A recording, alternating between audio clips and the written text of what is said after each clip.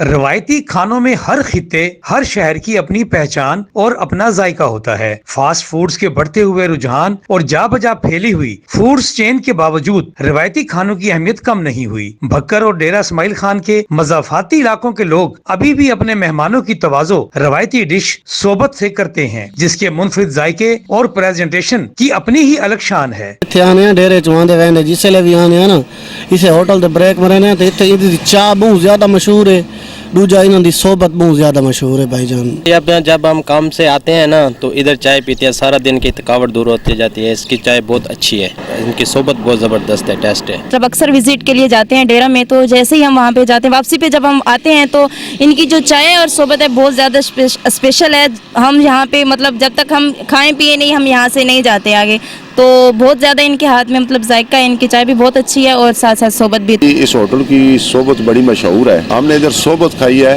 بڑا اس کا ٹیسٹ اور بڑا مزہ آیا ہے۔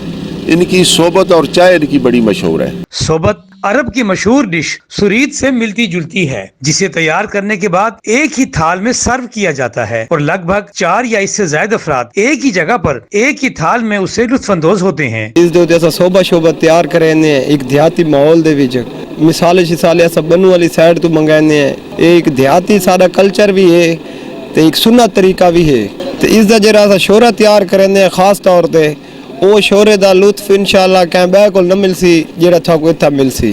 بھکر سے ڈیرہ جاتے ہوئے داجل کے نواحی علاقے میں قائم جمشید ہوٹل روایتی ڈش صحبت کے حوالے سے الگ اور منفرد مقام رکھتا ہے، جس کی چائے بھی خالص دودھ اور مٹی کے روایتی برتنوں میں دی جاتی ہے، اور لمبی ڈرائیو کے بعد اکثر ڈرائیور حضرات اور فیملیز یہاں رک کر صحبت اور چائے سے لطف اندوز ہوتے نظر آتے ہیں۔